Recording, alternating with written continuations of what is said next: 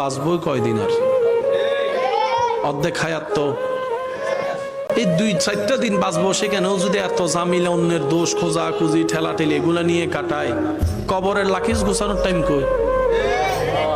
কবরের লাখিসটা গোছাবো যে টাইমটা কই?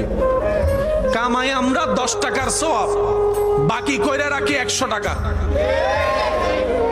কিছু সওয়াব নষ্ট করে ফেলি রিয়ার কারণে, কিছু সওয়াব নষ্ট করে ফেলি অহংকারের কারণে, কিছু সওয়াব নষ্ট করে ফেলি গুনাহ করে করে, কিছু সওয়াব নষ্ট করে ফেলি মানুষের বদনাম করে করে।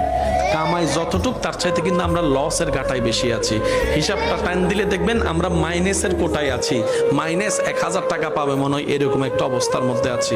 সেজন্য বলি একটু স্থির হন, একটু ধৈর্য ধরুন, নিজের অন্তরটাকে একটু কন্ট্রোল রাখার চেষ্টা করুন। হ্যাঁ, আমরা মানুষ পারি না, সবসময় সম্ভব না। 10 বারের মধ্যে একবার পারলেও বন্ধ কি নাই মামার চাইতে কানা মামা অনেক ভালো, কথা বলেন ঠিক কি না?